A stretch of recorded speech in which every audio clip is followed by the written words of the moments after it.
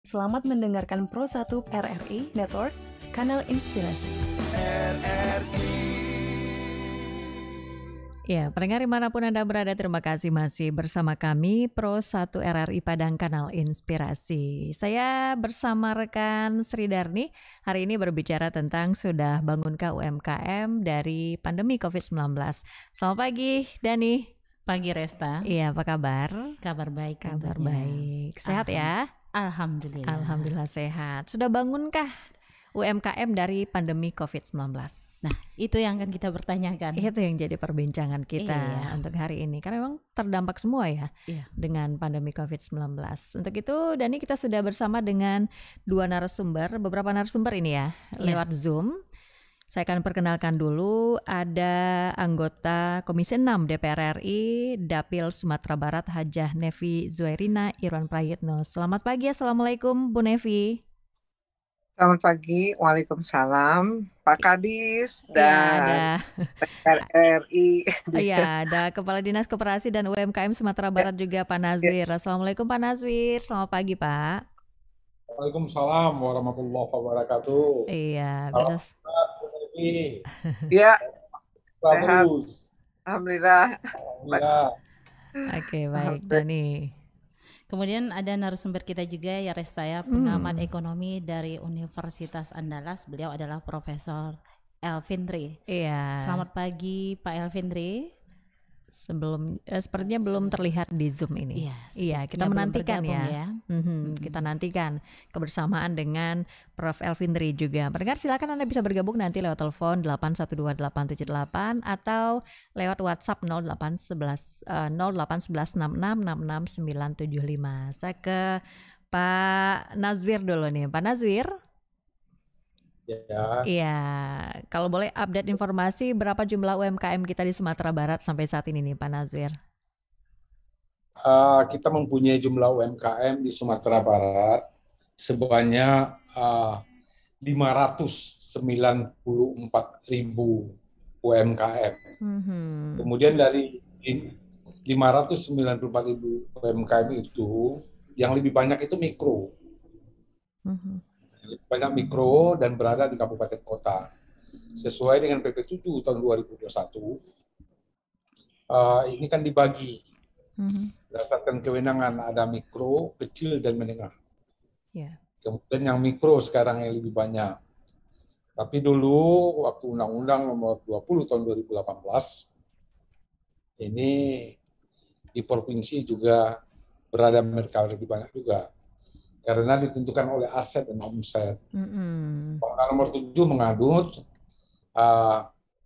aset 1 miliar, kemudian omsetnya 2 miliar.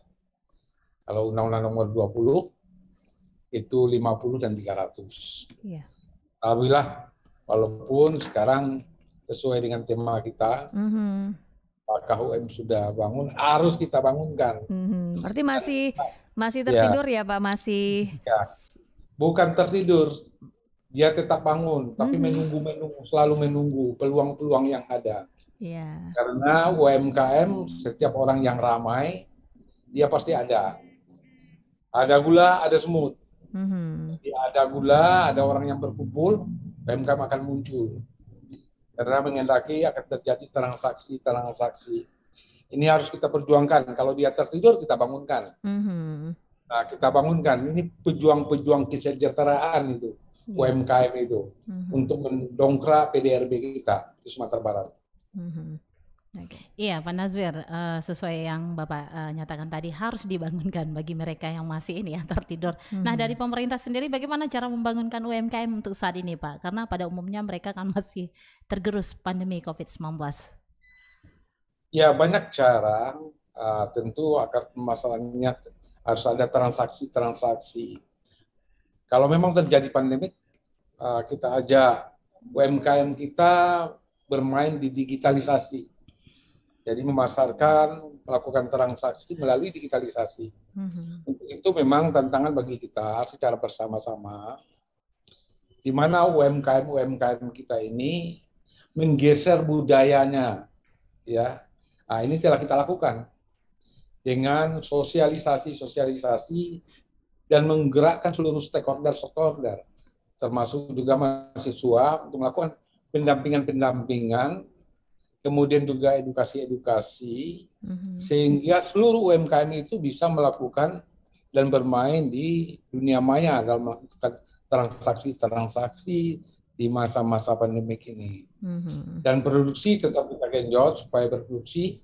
Yang paling utama adalah pemasaran. Pasarnya ada. Dengan adanya pasar, tentu nanti juga UMKM kita galakkan, kita edukasi, dan kita berdayakan supaya melakukan produksi. Kuncinya sekarang adalah kolaborasi. Seluruh pihak harus berkolaborasi dalam rangka membantu pejuang kesejahteraan ini. Baik, terima kasih Pak Nazwir. Kita bergeser ke Bu Nevi nih. Bu Nevi di Komisi 6 yang concern juga tentang perekonomian ini ya, Bu Nevi. Kemarin sempat rapat juga ya Bu di Komisi 6 tentang UMKM. Ini apa yang dibicarakan waktu itu, Bu Nevi? Ya, kita rapat terus ya dengan mitra kerja kita, yaitu Kementerian Koperasi dan UMKM, Kementerian Perdagangan, Kementerian BUMN, Kementerian Investasi, dan beberapa mitra kerja lainnya ada Komisi 6. Tentu di masa sidang kita rapat terus, tidak berhenti rapat ya, mengurus ini. Tentu kalau Pak Nazwir mengurus negaranya dari provinsi, saya mengurus negaranya dari pusat ya. Tentu terima kasih pada RRI yang telah membuat acara ini. Bapak Ibu semua, pelaku UMKM adalah backbone ya, tulang punggung ekonomi Indonesia, pertumbuhan ekonomi Indonesia. Untuk itu kita harus memberikan apresiasi yang khusus ya. Jadi jumlah pelaku UMKM di Indonesia itu ada 64 juta orang ya, dan di masa pandemi ini setengahnya tutup. Ya, jadi 64 juta itu 50%-nya tutup. Ya, 50%-nya itu bangkit dan bertahan ya. Nah, untuk itu kita harus apresiasi kepada mereka yang tetap bertahan dan bangkit ya dari di masa pandemi, tentu dengan berbagai cara ya. Di sini pemerintah koperasi ya dan UMKM sudah melakukan banyak cara. Kita lihat yang di tahun 2020 mereka menggelontorkan 12 juta untuk pelaku UMKM se-Indonesia, bantuan dana segar fresh yaitu sebesar 2,4 juta rupiah ya, sudah terlaksana, sudah cair uangnya. Pak Nas juga sudah tahu yang cair di Sumatera Barat berapa orang, bahkan beruntungnya yang tahun 2020 karena masih ada sisa uang. Jadi gini, ketika kita mendata yang 12 juta pelaku ini di tahun 2020, ternyata ada 30% datanya itu salah. Ya, datanya itu tidak ditolak oleh Kementerian Koperasi, tapi uangnya ada ya. Nah, akhirnya sama Kementerian Koperasi diberi lagi itu yang sisa 30% itu kepada pelaku UMKM yang sudah dapat 2,4 juta. Jadi di tahun 2020 mereka dapat 2,4 juta ditambah dengan 1,2 juta rupiah ya, sebesar 30% pelaku UMKM ya. Jadi totalnya mereka dapat 3,6 juta rupiah. Mereka bersyukur dan akhirnya bisa bertahan di masa pandemi. Di tahun 2021 Kementerian Koperasi dan UMKM dari pemerintah melakukan program BEPUM, bantuan presiden untuk ultramikro ya, menggelontorkan lagi kurang lebih hampir untuk 9 juta pelaku ya. Nah, ini sebesar 1,2 juta rupiah ya, dan disalurkan semua. Kita tinggal tunggu laporannya dari Kementerian Koperasi UMKM nanti di masa sidang di awal-awal ini ya. Sampai kemarin kita karena masih proses mungkin pembukuan segala macam, mungkin nanti bulan Maret kita akan dengar laporannya bagaimana pelaksanaan mereka untuk kegiatan BEPUM ya di tahun 2021.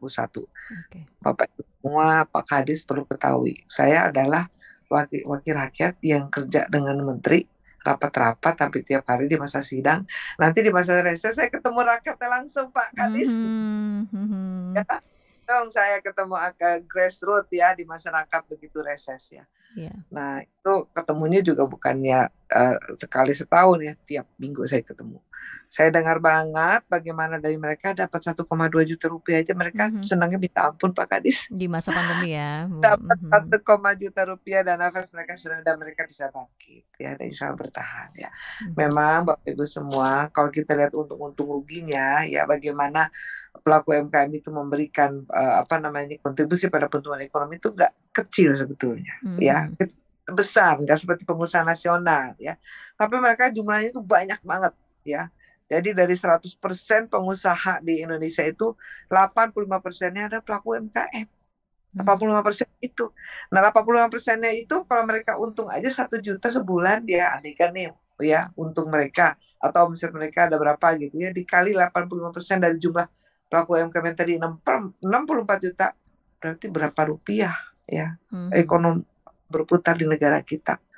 Ya, jadi walaupun mereka kecil pendapatannya, tapi jumlah mereka banyak sekali. 80% itu juga menjadi besar ya, ultramikro ya itu kan jadi gini, pelaku UMKM itu ada 64 juta, 80% itu pelaku ultramikro.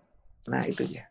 Baik, Bu Nevi, kalau dari persidangan yang dilakukan di Komisi 6, apalagi mungkin solusi-solusi yang bisa dihadirkan untuk pelaku UMKM kita ini, Bu Nevi? Kalau di Sumatera Barat kan ada 594.000 tadi data dari Pak Nazwir. Sebetulnya sudah disampaikan oleh Pak Nazwir tadi ya, karena di masa pandemi ya memang kita hanya banyak melakukan kegiatan jualan online ya. Survei yang dilakukan oleh Asosiasi E-commerce Indonesia juga menyebutkan bahwa selama pandemi telah terjadi kenaikan penjualan e-commerce sebesar 25%. Artinya masyarakat Indonesia terutama pelaku UMKM telah keluar dari zona aman dan beradaptasi untuk bertahan. Jadi sekarang sudah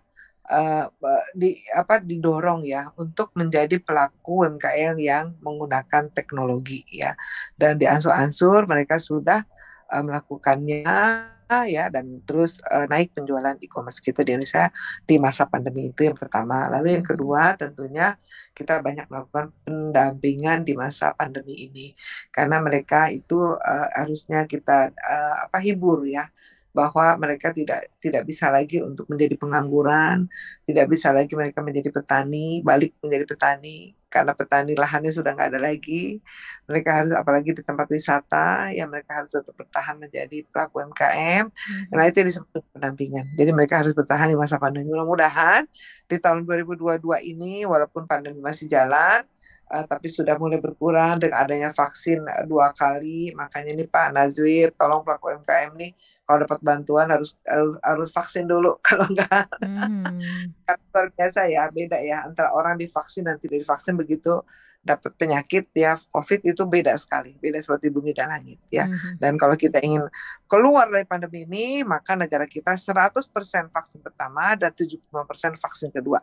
Nah itu Pak Nazwir, saya menginginkan yang 500 sampai 600 ribu ini mereka harus divaksin. Ya, biar keluar dari pandemi ini. Insya Allah tahun 2022 udah mulai nampak pertumbuhan ekonominya. Pak Menko juga sudah mengatakan pertumbuhan ekonomi kita sudah 3%. Ya mudah-mudahan kita akan keluar dari pandemi di tahun 2022 ini. Iya, Ibu Nevi tadi sudah disampaikan juga bahwasanya pemerintah dalam berbagai kesempatan terus membantu ya pelaku UMKM kita melalui perguliran dana-dana yang mungkinnya bisa meringankan UMKM.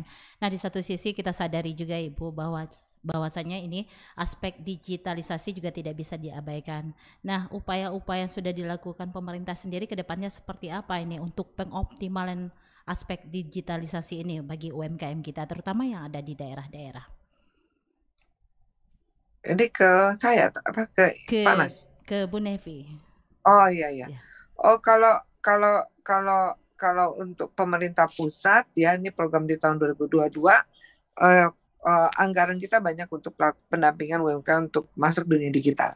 Anggaran nanti Panas juga bisa lihat ya, semua anggaran APBN untuk Kementerian Koperasi UMKM itu semua mengarah kepada pembinaan dan digitalisasi UMKM. Dan bahkan sekarang kita sudah mengarah kepada pusat data, big data ya UMKM di Kementerian Koperasi dan UMKM. Oke.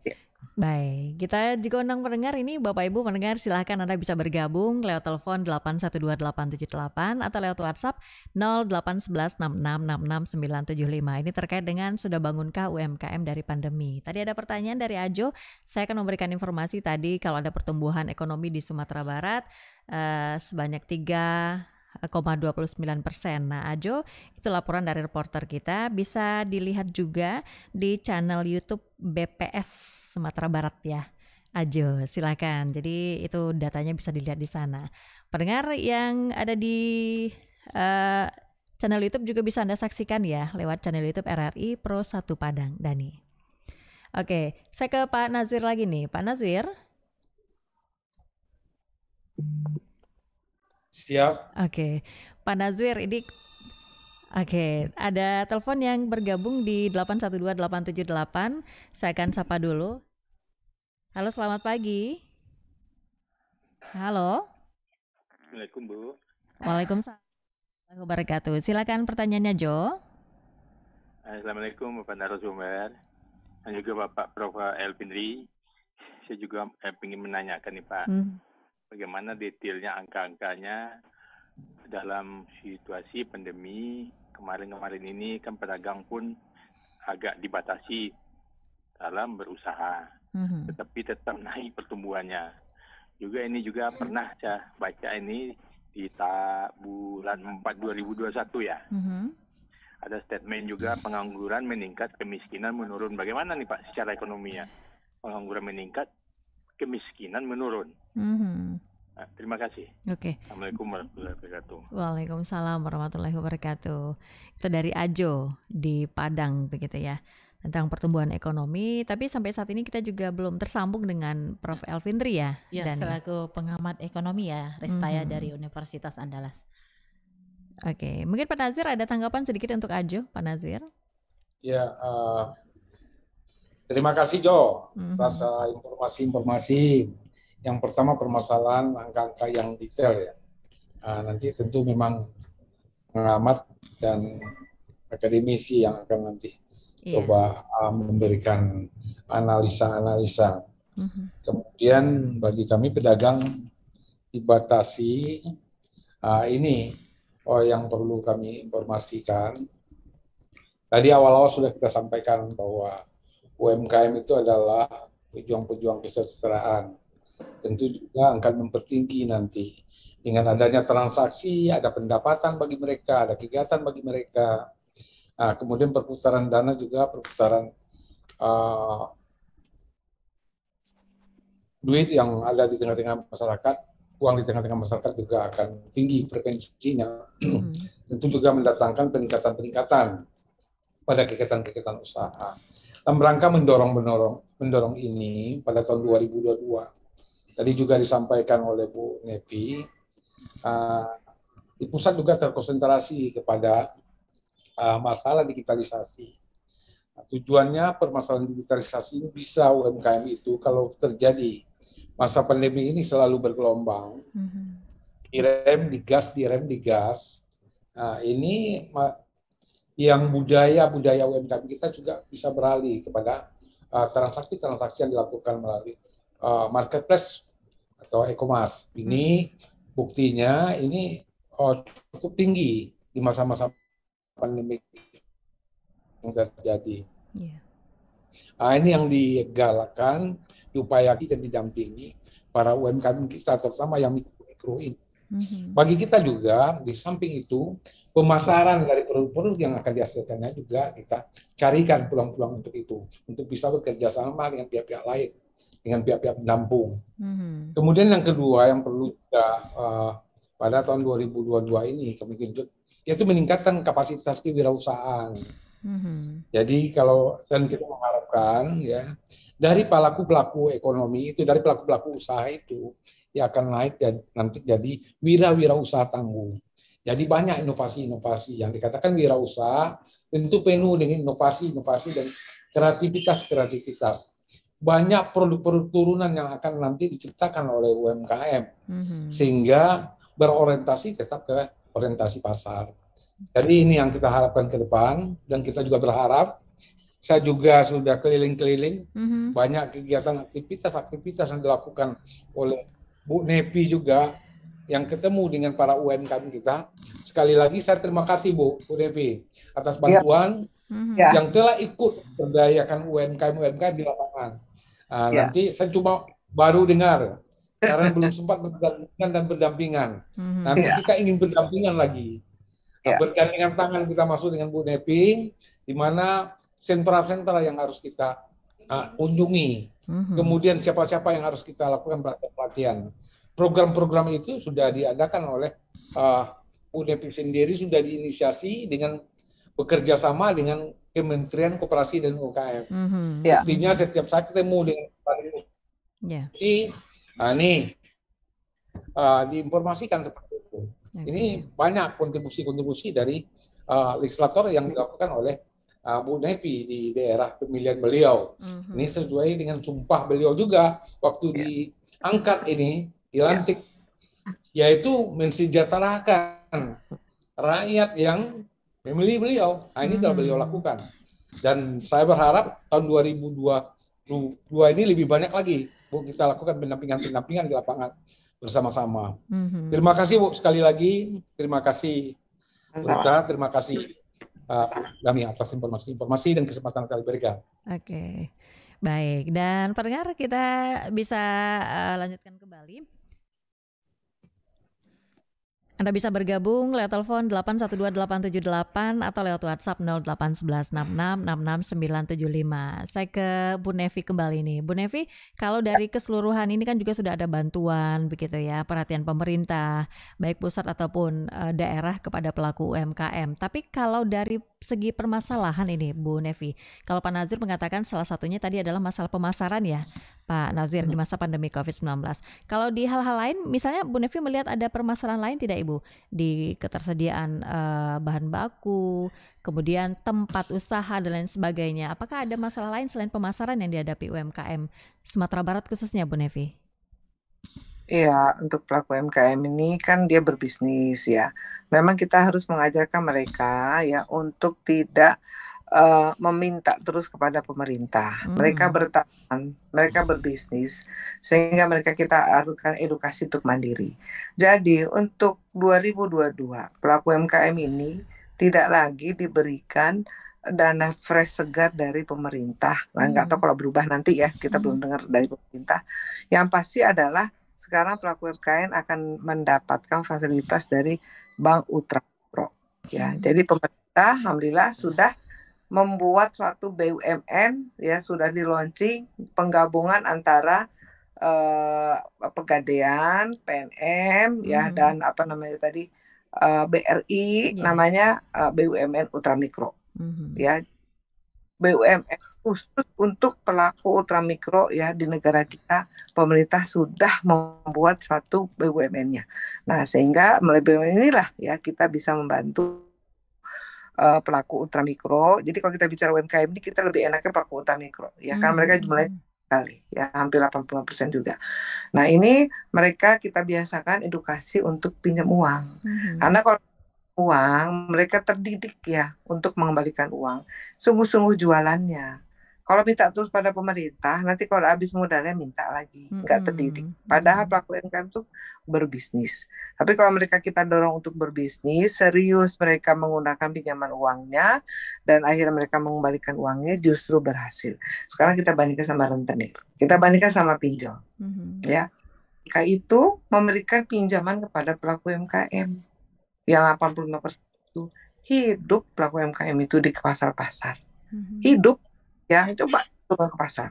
Ya, mereka datang pagi terus nanti sore kembaliin, atau pinjam uang terus nanti tiap hari kembaliin ya. Hidup kok mereka jualan di pasar. Yang di pasar itu pada minjemnya pada rentenir kok. Pada pinjol, apalagi sekarang ini yang lebih canggih ya. Hidup mereka bisa membayarnya. Bahkan yang PNM itu bunganya tinggi. Ya, dengan adanya program kartu bunganya tinggi, hidup pelaku UMKM ini. Ya, kita edukasi pada pelaku UMKM ya, agar enggak terus-terus dapat pinjaman, dapat bantuan dana fresh dari pemerintah. Tapi kita memberikan pinjaman kepada pelaku UMKM, kita usahakan bunganya 0%. Minjemnya 1 juta, kembalinya 1 juta. Nah, terus juga pelaku UMKM ini sebagai rantai pasok ya dari BUMN, 40% yang namanya perusahaan-perusahaan itu membangun usahanya di Indonesia, baik perusahaan asing, perusahaan dalam negeri, 40%-nya adalah barang-barang pelaku UMKM. Nah, itu udah tentang itu ya. Jadi kalau ada BUMN mau ngadain usaha, ya pengusaha-pengusaha membuat usaha, 40% TKDN dari pelaku UMKM ya. Terus juga pelaku UMKM ini ya diberi support juga ya untuk promosi oleh pemerintah dan BUMN. Ya, promosi di luar negeri terutama mereka diberi kesempatan. Sekarang sudah mulai pameran dalam negeri dan pameran luar negeri. Baik, Bu Devi, mohon maaf kita tahan sebentar ya Ibu. Ada pendengar yang bergabung nih, Pak Nazwir. Halo, selamat pagi. Selamat pagi, Wulan. Iya, pagi Pak Zam. Iya, Wulan. Dengan Rita, Pak Zam. Oh, Bu Rita. Iya, Rita dan Dani pagi ini. Iya, selamat pagi, Wulan. Iya, ada Bu Nevi dan Pak Nazwir. Saya tertarik mendengarkan tadi dari Bu Nevi. Ada pinjaman yang tidak berbunga. Kan itu, Bu Rita. Dulu pernah dilaksanakan kalau salah 2008 kalau nggak salah sewaktu Ilham Perino suami beliau jadi gubernur, dikucurkanlah dana setiap kelurahan dan desa Sumatera Barat 300 juta, namanya dana TMK. Nah, waktu itu saya salah satu pengurus juga di kelurahan. Itu kedisiplinan masyarakatnya yang kurang, Bu Rita. Itu dana itu sekarang macet seluruhnya macet.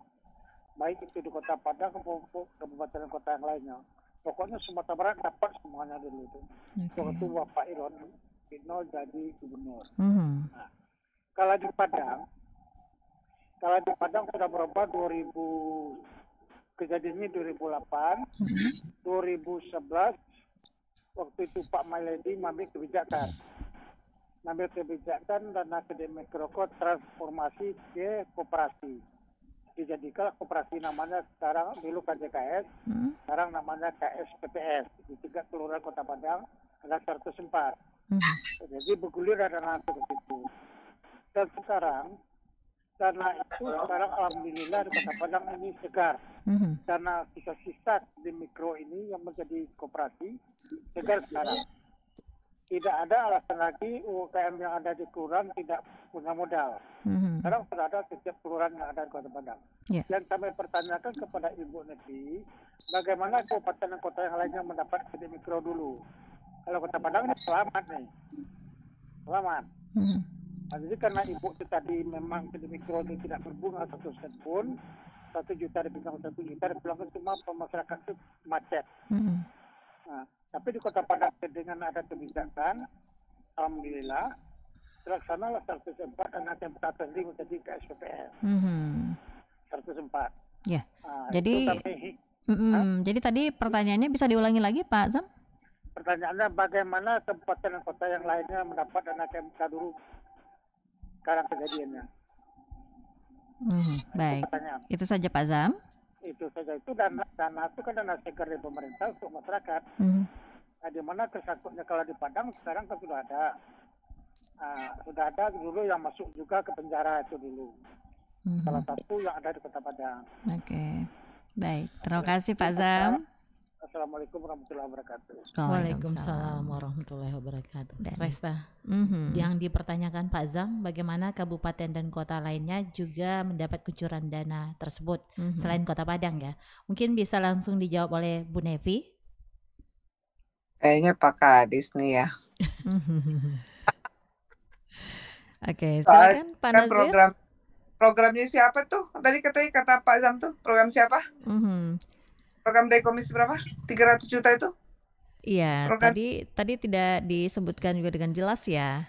Mungkin Pak Nazir ada Kementerian dan UMKM nggak ada program itu. Iya, Pak Nazir mungkin ada tanggapan? Tahu nih ya. Ya, ini sesuai dengan apa yang disampaikan oleh Pak Sam, ya terhadap program pemerintah dalam rangka membantu para UMKM, terutama yang mikro, kemudian juga yang terikat, ya, yang terkait dengan lembaga-lembaga pembiayaan tidak resmi. Kalau lembaga pembiayaan tidak resmi, lebih santun bahasanya. Ini pemerintah juga sudah meluncurkan program. Ini tadi sudah disampaikan oleh Bu Nevi dari pusat, dari kementerian yang ada namanya BPUM, Bantuan Presiden Usaha Mikro, untuk usaha produktif mikro. Ini di kabupaten kota di Sumatera Barat banyak yang dapat itu. Memang pada data pertama itu ada 2,4 per UMKM, kemudian tahap 2 itu ada 1,2. Itu lebih dari 200.000 UMKM kita tahun 2021 itu dapat. Ini cukup membantu. Bantu daripada UMKM dalam membebaskan diri di kabupaten kota daripada terlibat dengan lembaga-lembaga rentenir. Tadi memang disampaikan juga sama Bu Epi. Dengan bunga besar aja UMKM itu bisa hidup. Dan kami dari Dinas Sumatera Barat, UMKM itu bangkit dan berkembang. Jadi jangan sehingga harus dibebaskan juga dengan rentenir-rentenir seperti itu. Kemudian dengan permasalahan, kalau permasalahan permodalan, akses permodalan terhadap UMKM maupun kalau bisa tentu nanti ada program-program koperasi yang bisa mengayomi langsung UMKM itu. Karena koperasi itu akan hidup di tengah-tengah UMKM itu. Karena koperasi itu adalah kumpulan dari orang-orang yang berusaha itu. Nah, ini yang memfasilitasi, kita harapkan programnya ke depan. Sehingga koperasi itu UMKM fokus untuk produksi. Nanti koperasi lah yang berkolaborasi, yang bertanggung jawab terhadap kapasitas, permodalan, pemasaran, dan kerjasama kerja. Seperti salah satu contoh, ada sekarang menjamur di Padang dan Sumatera Barat. Oke. Halo Pak Nazir. Baik, agak terputus nih dengan Pak Nazir. Dani? Iya.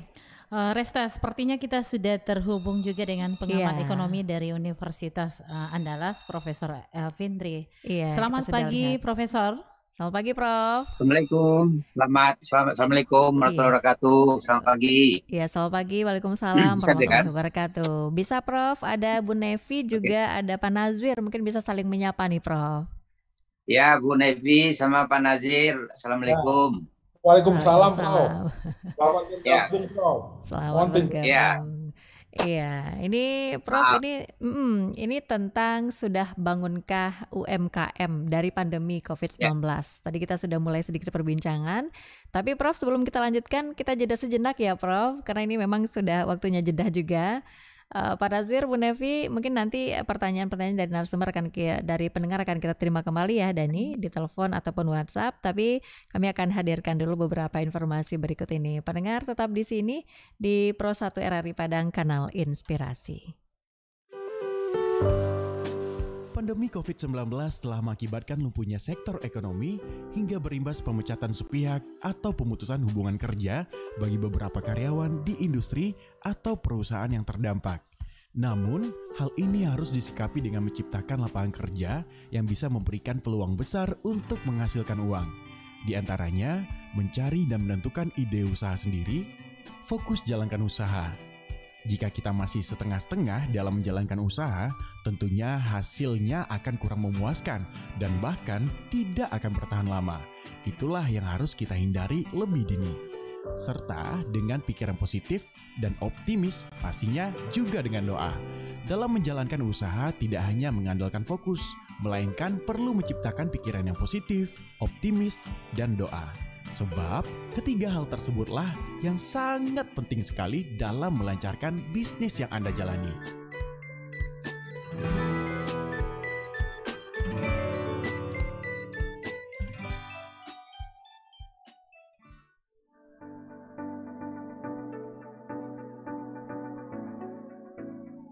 Pro 1 RRI Padang, kanal inspirasi. Anda yang berada di Padang, Kabupaten Padang Pariaman dan Kota Pariaman, dengarkan pada FM 97,5 MHz.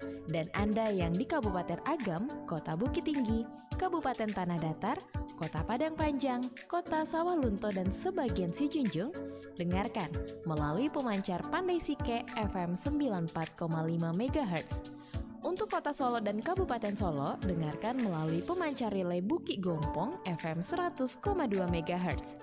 Kalau Anda berada di Kabupaten Pasaman Barat dan sekitarnya, dengarkan melalui pemancar Simpang Ampe FM 94,9 MHz. Sedangkan untuk Anda yang berada di Painan dan sekitarnya, dengarkan melalui pemancar relay FM 97,9 MHz. Tapi, semua kita bisa dengarkan siaran RRI Padang dimanapun kita berada, melalui streaming rri.co.id atau aplikasi RRI Playgo. Mari nikmati siaran Pro 1 RRI Padang, kanal inspirasi.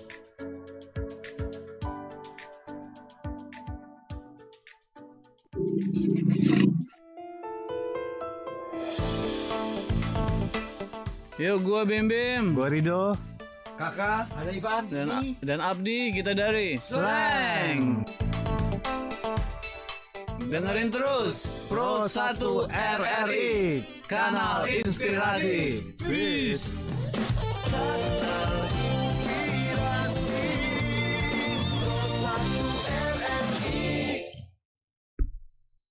Ya, pendengar dimanapun Anda berada, kita kembali bersama dalam Sumber Pagi hari ini. Pendengar, ini tentang sudah bangunkah UMKM dari pandemi COVID-19. Dan masih bersama dengan 3 narasumber, ada Kepala Dinas Koperasi dan UMKM Sumatera Barat Bapak Nazwir, kemudian ada anggota Komisi 6 DPR RI Dapil Sumbar Hajah Nevi Zuerina Irwan Prayitno, kemudian ada pengamat ekonomi dari UNAN Padang Profesor Dr. Elvindri SEMA. Jadi kita juga undang pendengar di 812878 atau ke WhatsApp juga boleh pendengar di 081166666975 ya, Dani. Iya. Kita bisa langsung ke Profesor Elvindri dulu ya, Resta ya. Prof, ini kan kita sudah membahas tadi dengan Bu Nevi dan Pak Nazwir mengenai sudah bangunkah UMKM dari pandemi COVID-19. Nah, bagaimana Pak Elvindri sendiri melihat perjuangan dari UMKM kita di daerah ini, Pak, selama pandemi ini? Baik, terima kasih. Saya mohon maaf terlambat karena HP-nya rusak, jadi buru-buru diperbaiki tadi. Baik, jadi sebenarnya data dalam minggu ini yang dirilis oleh BPS, 2 indikator ada perbaikan. Satu adalah angka kemiskinan kita sudah lebih rendah dibandingkan dengan angka kemiskinan sebelum pandemi. Sementara kan UMKM itu mendominasi sektor ekonomi yang ada di Sumatera Barat. So, artinya apa? Artinya yang dulu itu relatif masih dalam kategori mereka miskin, sekarang sedikit sudah mulai berkurang kan, rendah dibandingkan dengan kondisi 2009. Yang kedua adalah keberanian daripada IMF memproyeksikan ekonomi kita berkisar 5,6 tahun ini ya, persen. 5,6% itu tertinggi diprediksi oleh IMF, walaupun Bank Dunia sedikit lebih rendah, 5,2-an atau 5%-an. Jadi kalau seandainya kita patok dari 2009, sebetulnya ya already ya kita sudah sudah kembali normal kembali pada samping baik dalam masa 2019. Kita dengan UMKM, saya akan lihat beberapa dimensi. Dimensi pertama yang mesti kita lakukan adalah UMKM itu kan problemnya ada pada branding sama quality control. Jadi itu yang belum terbenahi selama ini. Quality control adalah UMKM dia lahir begitu aja tanpa banyak ada sentuhan manajerial, sentuhan teknologi, sentuhan berbagai macam pembukuan, kerapian. Ya, halo Prof.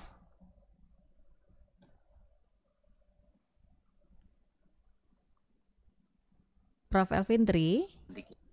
Ya, halo. Ya. Bisa dengar lagi? Bisa. Ada sempat terhenti sebentar. Silakan Prof. Kedua adalah jadi ada kontrolnya belum begitu baik. Saya bisa lihat hasil pengamatan di lapangan menunjukkan produk daripada UMKM yang dihasilkan oleh masyarakat Bukit dan Agam misalnya, itu kalah bersaing dengan UMKM yang sama dihasilkan dari Kota Bandung yang pasarnya adalah lebih tinggi. Nah itu kenapa? Karena value produknya besar 65%, sekitar 35% ada rejection dari barang-barang dan jasa-jasa yang dihasilkan. Jadi harus kita lakukan kembali recalling terhadap itu, perbaikan-perbaikan terhadap branding sama quality control. Yang kedua adalah ternyata UMKM itu kalau dipetakan dia menjadi bisa 5 kategori. Apa saja ini, Bro? Kita selama ini ada mikro kecil dan sebagainya. Setelah ada beberapa disertasi yang saya bimbing, satu di antaranya menunjukkan cukup bagus bahwasanya UMKM itu kalau yang ultra itu lebih kepada keuntungannya dikonsumsi. Mereka lebih mengkonsumsi keuntungan, tapi itu adalah sebagai cara mereka bertahan untuk bisa bertahan dalam hidup. Ada kelompok kedua dan seterusnya. Kelompok kedua transisi dan kelompok berikutnya adalah yang bisa di pasar bersaing dan sebagainya. Oleh karenanya model pembinaannya agak berbeda. Nah, yang ketiga adalah kita mesti lihat selama ini yang ada tenaga pendamping di lapangan, kata Pak Nazif tadi perlu ada dalam himpunan koperasi, saya sangat setuju. Selama ini UMKM sepertinya siapa yang akan menjadi konsultannya di lapangan itu hampir-hampir tidak ada. Mereka kerja sendiri, mereka tanya sendiri. Di pertanian ada pendamping petani, ya kan? Di wisata juga ada pendamping wisata. Sementara problem utama kita ada di UMKM. Sebenarnya penyediaan tenaga yang mungkin semi subsidi untuk mendampingi UMKM lebih detail lagi itu sangat diperlukan sekarang. Mereka belum ada tempat di mana mereka akan ditingkatkan tadi quality control sama brandingnya. Nah ini sebenarnya menjadi suatu potensi yang besar kita garap. Walaupun pada saat bersamaan kita secara makro ini menunjukkan produk-produk industri yang ada di Indonesia ini kan sudah dominasi daripada dominasi pada investor tertentu. Katakanlah untuk mulai UMKM yang berkaitan dengan bahan bangunan, UMKM yang berkaitan dengan food and makanan, industri sudah established di Jawa dan tidak merata di Indonesia. Karena ini Halo Prof. Jadi ya. Iya, jadi karena itu terputus dan kurang jelas tadi ya. Kita mesti benahi, kita harus benahi berbagai macam hal itu dalam konteks jika UMKM kita mau diperbaiki pada masa yang akan datang. Saya kira seperti itu ruang lingkup yang mesti kita pikirkan bersama dan kita lakukan tahapan-tahapan untuk memperbaiki. Baik, Dani. Iya. Tertarik saya Resta dengan apa yang disampaikan Pak Elvindri sebentar ini, bahwasanya hampir sebagian besar ya 80% UMKM kita di daerah ini di Sumatera Barat ini tumbuh begitu saja gitu Resta, sehingganya mereka kurang perhatian dari sisi manajerial dan juga kepentingan untuk konsultasi. Nah mungkin ini bisa kita langsung tanyakan kepada Pak Nazwir ya, selaku Kepala Dinas Koperasi dan UMKM Sumatera Barat. Mungkin sekiranya sudah ada ya langkah-langkah ataupun terobosan yang digulirkan pemerintah untuk menjawab hambatan-hambatan tadi yang disampaikan oleh Pak Elvindri. Pak Nazwir? Halo, Pak Nazwir.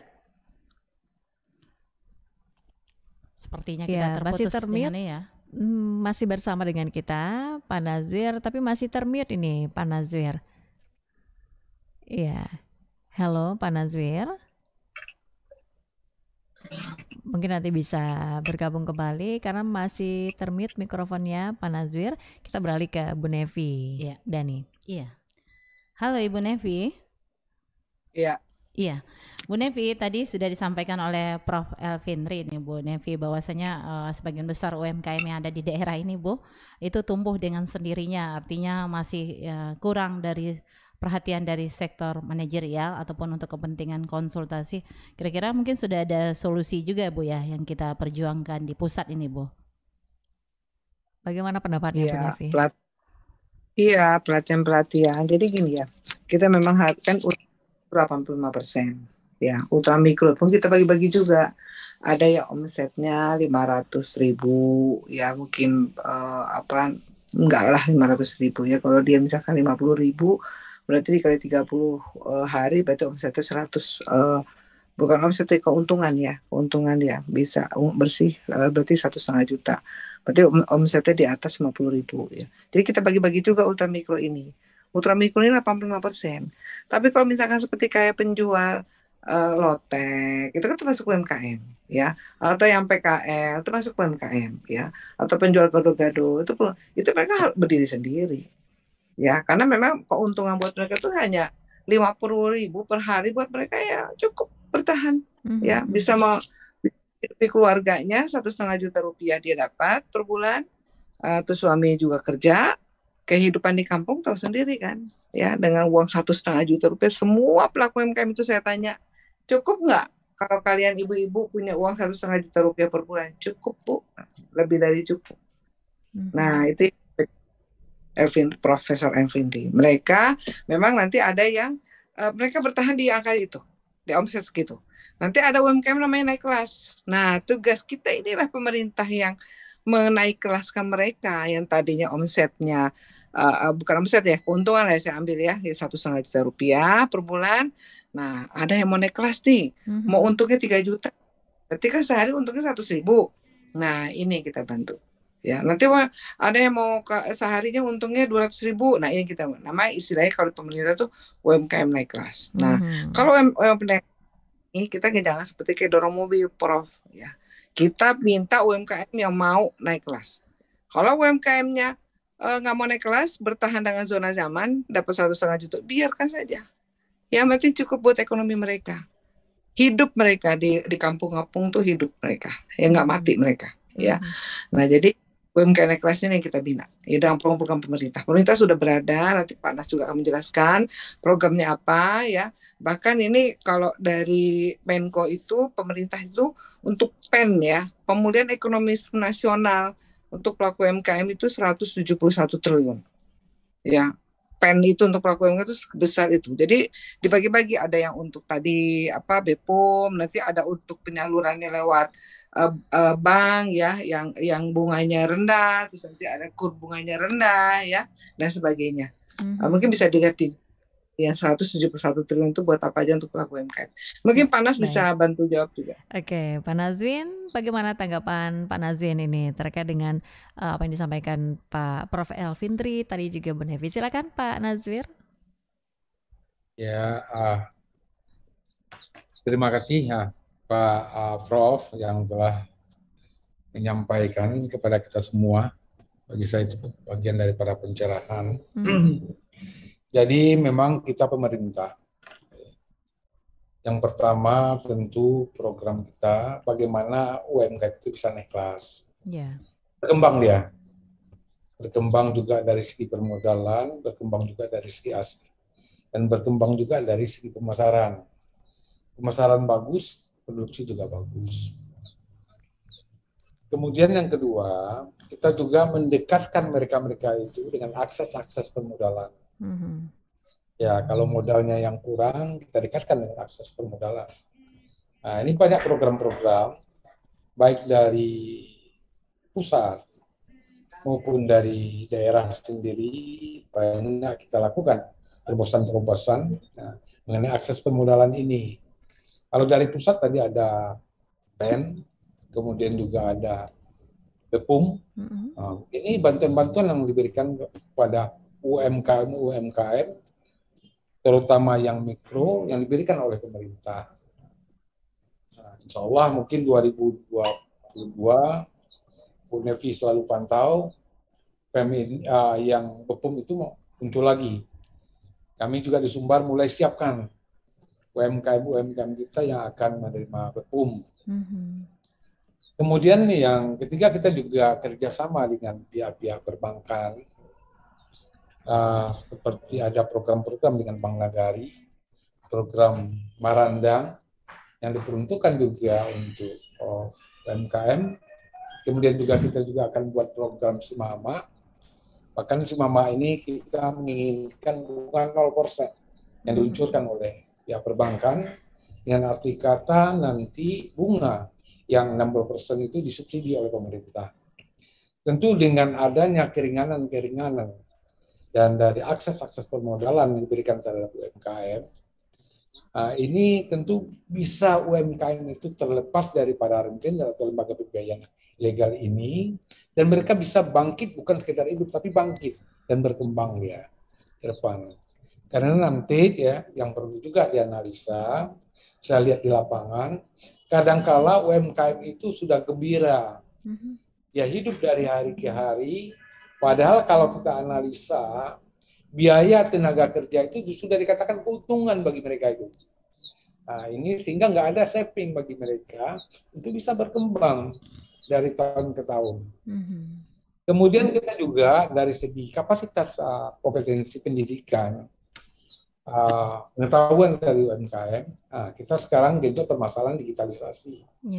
Bagaimana di masa pandemik ini UMKM itu bisa bermain juga melalui marketplace dan online. Nah, ini yang kita harapkan. Memang untuk UMKM kadangkala ini menggeser budaya dari biasanya offline ini menjadi online ini memang sulit karena belum terasa bagi mereka.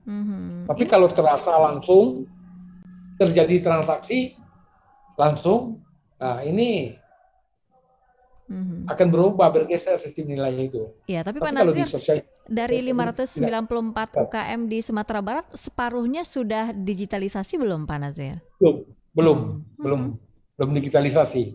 Disosialisasikan sudah, nah, cuma belum semuanya yang bisa digitalisasi.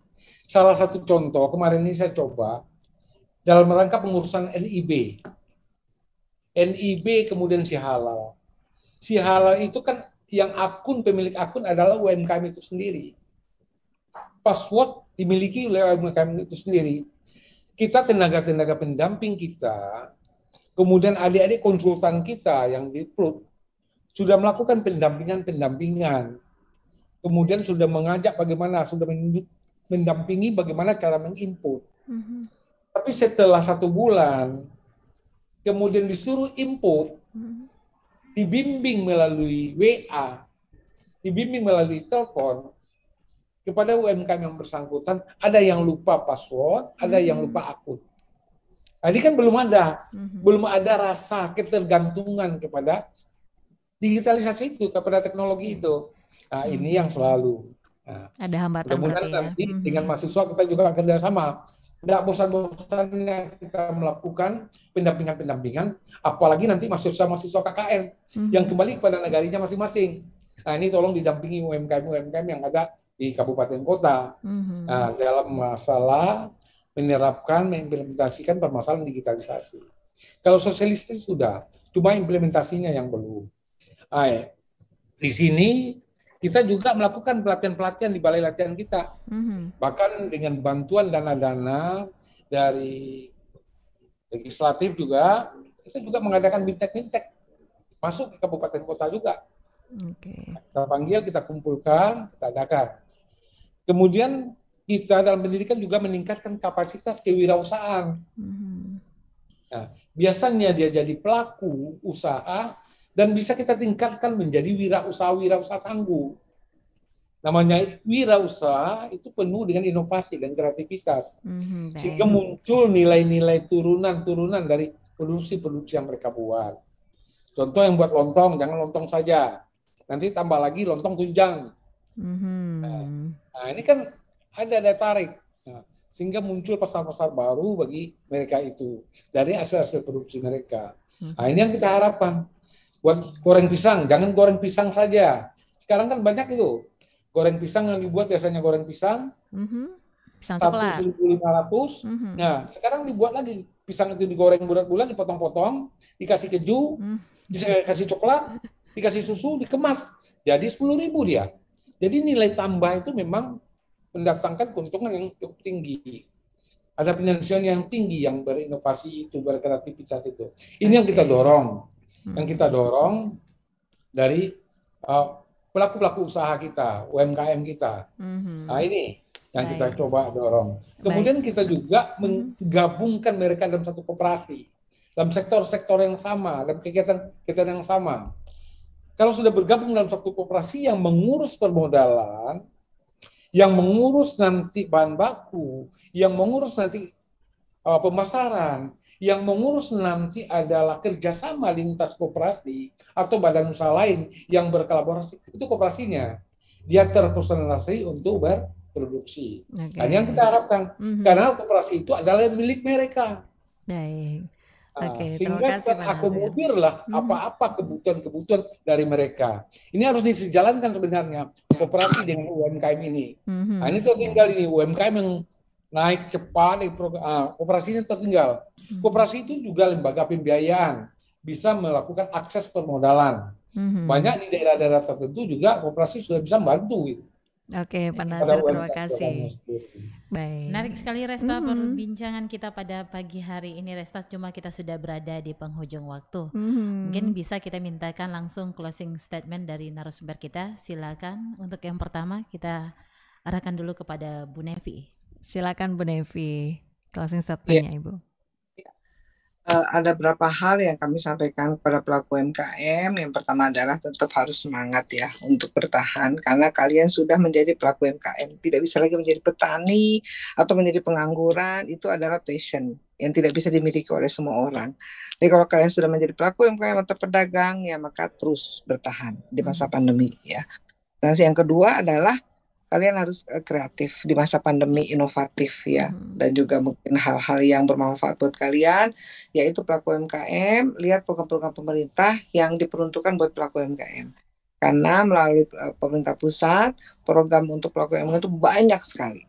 Ya, kalian bisa lihat di Google, makanya kalau saya ketemu pelaku UMKM itu harus punya HP, minimal HP Android, katanya HP Android ada yang 400.000 ya. Karena informasi yang dari pusat itu ada di Google semua. Terus yang ketiga adalah kami dari pemerintah pusat, baik sebagai wakil rakyat maupun nanti pemerintah provinsi, daerah, kabupaten kota, selalu kok ya memperjuangkan pelaku UMKM itu untuk hidup bertahan di masa pandemi ini. Itu saja, terima kasih. Oke, terima kasih Bu Nevi. Mungkin ada saran juga dari Prof. Elvindri untuk pemerintahan kita. Silakan Prof, terkait dengan UMKM kita. Ya, mungkin juga saling belajar terus. Kalau bisa proses pembinaannya seluruhnya akan memperoleh akses tentunya. Mirip-mirip katakanlah yang kita dengar dari Bangladesh itu kan mereka semua bisa, tetapi melalui governance-nya. Jadi tahapan-tahapan yang membuat mereka semakin akses. Bagi yang belum bankable, mereka memang tetap harus diberi motivasi. Bagi yang sudah bankable, mereka bisa masuk juga meningkat karena UMKM kita masih bergerak itu saja ya, jenis dan barang yang diproduksi. Kita masih mengkonsumsi, katakan kecapnya masih diimpor, sausesnya masih sauses itu juga, mie-nya masih menggunakan mie impor, 32 triliun impor dari tepung terigu yang sama sekali tidak mendapatkan lapangan kerja di daerah-daerah, tidak hanya Sumatera Barat itu. Oleh karena ada kreativitas, kita harus move dari yang sudah konvensional itu dan UMKM buat tandingan baru. Yang kedua, UMKM jangan bersaing deh, tetapi melakukan kolaborasi. Beberapa studi yang dilakukan oleh mahasiswa saya menunjukkan sosial kapitalnya menjadi tipis. Jadi mereka lebih banyak bersaing. Kalau dibiarkan bersaing nanti akan muncul etatisme, saling mematikan. Oleh karenanya dia tidak harus saling mematikan, tetapi adalah saling berkolaborasi. Berkolaborasi bisa melalui koperasi, bisa melalui asosiasi dan sebagainya. Nah, ini yang harus dilakukan. Yang ketiga adalah di daring, problemnya adalah ada kemungkinan sekitar 30% sekarang transaksi melalui daring, tetapi juga harus diyakini bahwasanya kalau seandainya dia masuk daring mesti lewat semua, lewat brandingnya sudah masuk, kemudian quality controlnya masuk, baru dia bisa akan ada transaksi. Kalau tidak ada nanti transaksinya menjadi rendah. Kita susah membuatkan platformnya, tetapi sebetulnya transaksi yang terjadi menjadi rendah. Oleh karena proses seleksi itu bisa dilakukan. Nah, dengan cara apa? Dengan cara melakukan perlombaan sesering mungkin yang lebih detail. Jadi UMKM itu diplot ya, kemudian perlombaannya menjadi sama. Misalnya antara buat rendang, antara buat makanan jadi, mungkin sambal, kemudian bumbu-bumbuan itu lomba membuat itu yang sejenis, kemudian bagi yang bagus nanti tinggal kasih stars. Yang stars 5 diprioritikan masuk ya ke dalam katakanlah platform. Bagi yang belum dilakukan pembinaan terus-menerus. Nah, termasuk juga UMKM sendiri mesti juga sadar mereka juga harus hemat kan, mirip orang China. Hematnya mesti seperti orang China. Jadi kalau seandainya habis untuk beli rokok, habis untuk keperluan yang mungkin belum produktif, tentunya ini akan lama membuat performance dari UMKM itu akan semakin baik. Saya kira itulah dulu ya. Baik, terima kasih Prof. Selanjutnya kita ke Pak Nazwir. Ada yang disampaikan Pak di penghujung dialog kita pada pagi hari ini. Silakan Pak. Halo, Pak Nazwir. Masih termute, Pak? Mikrofonnya masih termute ini. Bisa di-on-kan dulu, Pak. Iya, silakan Pak Nazwir. Ya, terima kasih. Kita closing kita di penghujung kegiatan kita pada pagi hari ini. Kita mendorong UMKM tetap semangat. Kemudian kuncinya berkolaborasi. Ya, berkolaborasi bukan saling membunuh, tapi saling mendukung dan membantu. Ya, ini yang kita harapkan kepada UMKM yang ada di Sumatera Barat. Mari semangat, bangkit, kemudian kita sama-sama berkolaborasi. Baik. Terima kasih Pak Nazwir sudah bersama di acara Sumber Pagi hari ini. Prof. Elvindri, terima kasih. Bu Nevi, terima kasih sudah meluangkan waktu untuk dialog kita hari ini. Bapak Ibu. Ya. Mudah-mudahan bermanfaat untuk kita semua. Selamat beraktivitas kembali Bu Nevi, Prof. dan Pak Nazwir. Assalamualaikum warahmatullahi wabarakatuh. Izin ya. Iya, silakan Prof. Oke, Dani. Iya, demikian menarik sekali ya Resta ya perbincangan kita pada pagi hari ini. Memang permasalahan UMKM ini akan selalu bergulir ya Resta ya, apalagi dalam situasi sekarang ini. Dan kita tahu bahwa pemerintah tidak akan habis berusaha untuk UMKM kita bisa sejahtera Resta. Iya, benar sekali. Terima kasih pendengar yang sudah bergabung tadi, ada Pak Anton, kemudian Ajo, ada Pak Zam juga di Nanggalo. Untuk Anda yang menyaksikan lewat channel YouTube RRI Pro 1 Padang, yang mendengarkan di mana saja. Tadi kita berbicara tentang sudah bangunkah UMKM dari pandemi. Tadi dengan narasumber ada anggota Komisi 6 DPR RI Dapil Sumatera Barat Hajah Nevi Zuhairina Irwan Prayitno, kemudian ada Kepala Dinas Koperasi dan UMKM Sumatera Barat Bapak Nazwir, ada pengamat ekonomi dari Universitas Andalas Padang Profesor Dr. Elvindri SEMA. Saya Rita Ismail dan saya Dani. Terima kasih untuk kebersamaan Anda. Sampai jumpa di Sumber Pagi selanjutnya. Ada gatekeeper juga Maulina dan operator Rionada Putra. Terima kasih pendengar. Assalamualaikum warahmatullahi wabarakatuh. Kanal Inspirasi Pro 1 RRI.